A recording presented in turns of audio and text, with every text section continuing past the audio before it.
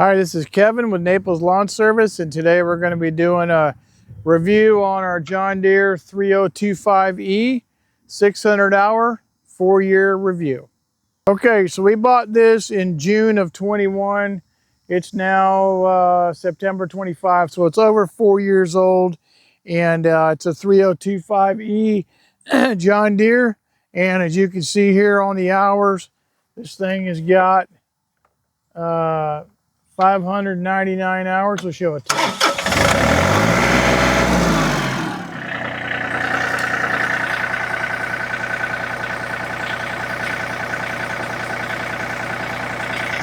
Okay, so we've got almost 600 hours on it. We've used it extensively.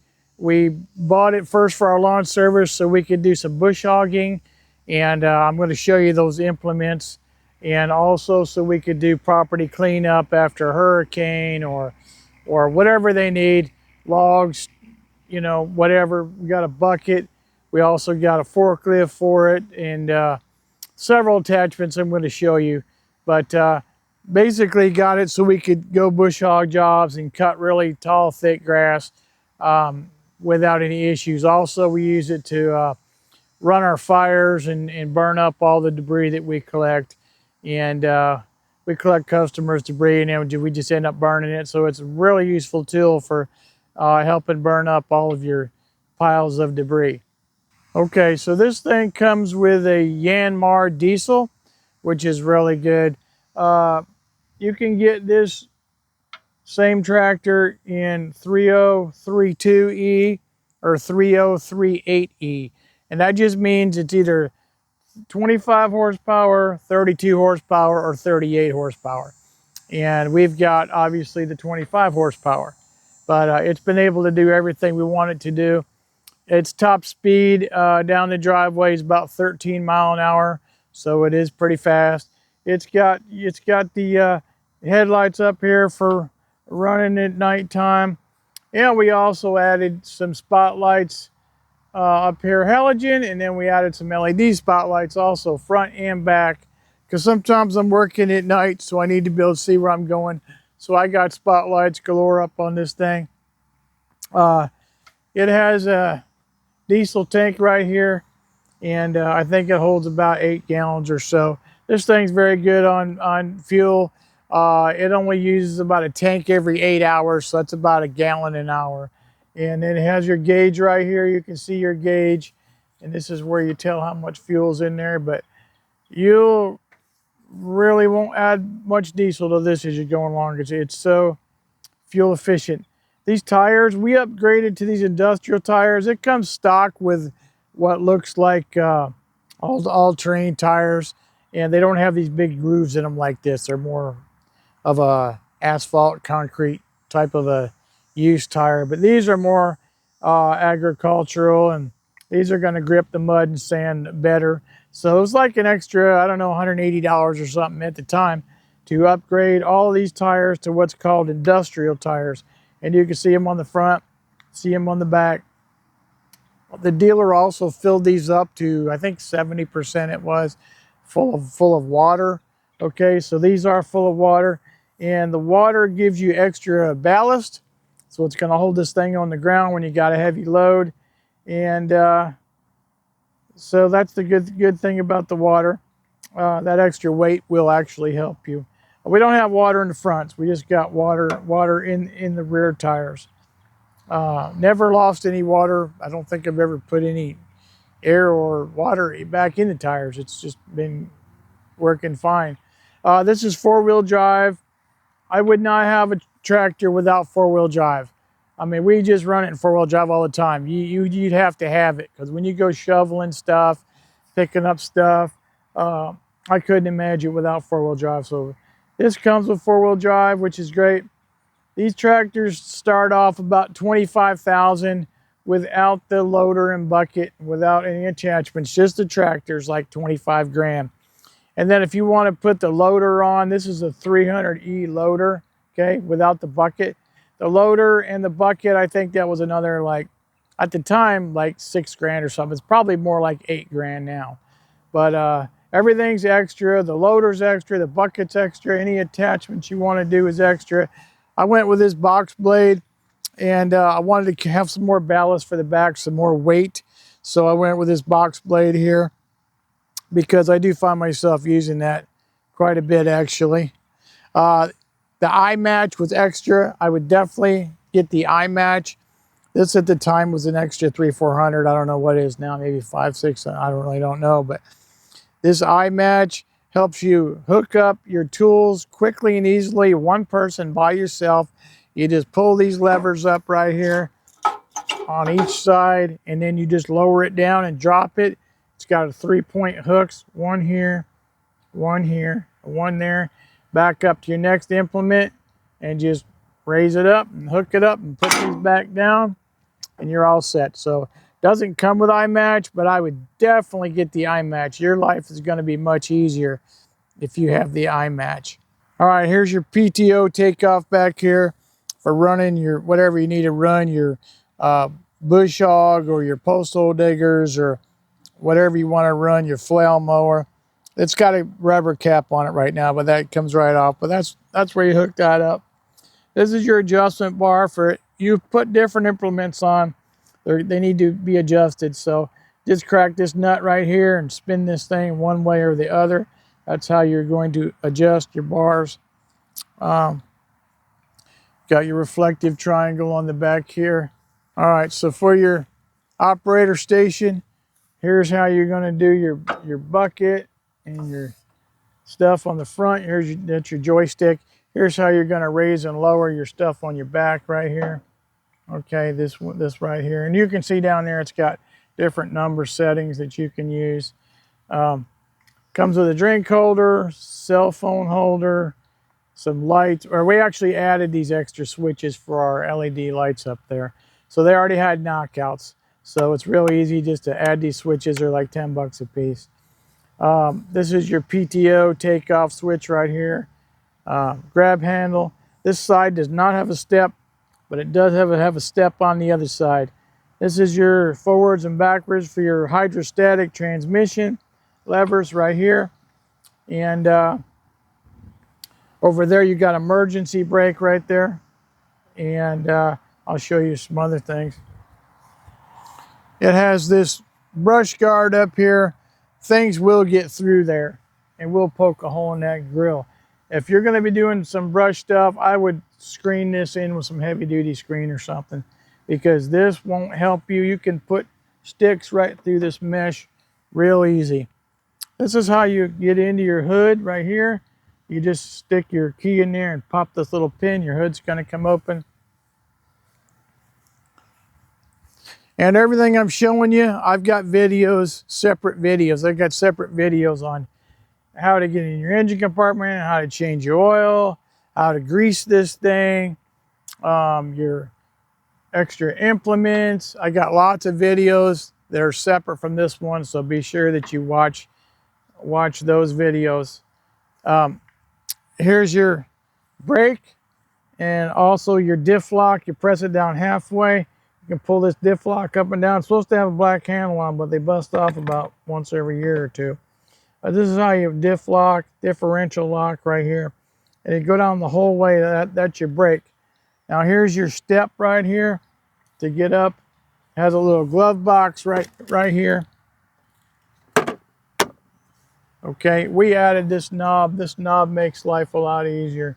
We added that, but the bolts that it comes with are not long enough, so you got to pick up extra long bolts at the hardware store to make this work. Here's your headlights, hazards, turning signals. You can see it's got everything you need for going down the road.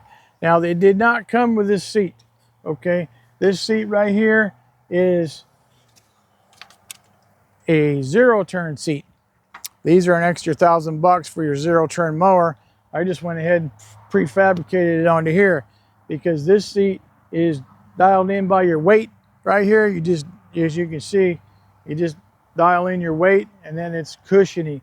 So this will make your life a lot easier. I know it's a lot of money, but for an extra $1,000, you bounce like that and you don't hurt your back or neck or anything like that. So this is, like I said, they don't come with these seats. They don't even make them for this tractor. You go ahead and buy one for one of your 0 turns, and then you just prefab this thing on there. I got a video on that. You can watch that too. Over here is your high range and low range and neutral. It won't start unless it's in neutral. Anytime you're shoveling, you want to be in low range, and you're running up and down the driveway, whatever, you can be in high range. Here's your throttle right here for up and down. And up here you got your speedometer and your temperature gauge and your hour meter and your computer there. And it's going to go ahead and tell you everything you need that you need to know on here for your tractor. Okay, and your fuse box is located right in this green cowling. This green cowling will pop right off. That's where your fuse box is. Now, I did a separate video on that too. You might want to watch that video. As far as problems with this thing, I haven't had too many. Watch my other reviews. I think I did a couple other reviews, and not many problems. I did have one thing fixed under warranty. I had some front differential malfunction, so they fixed that under warranty. Pretty sure they come with 72 months drivetrain warranty, and I think it's 2 or 3 years on the rest of it. So you can check that out and see what it is nowadays. But I got this little brush guard up here because these hydraulic lines are all exposed. If you're working in the sticks or brush, you're going to end up bending or ripping one of those off. I end up bending one. But you can buy this little tray right here for $40, and this tray will cover up those hydraulic lines right here. And I would definitely get this cover, and you can just zip tie it right on there. You won't tear up those hydraulic lines.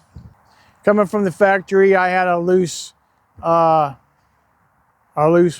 on an ignition wire, and I did a video on that too. This thing wouldn't start for nothing. I had nothing.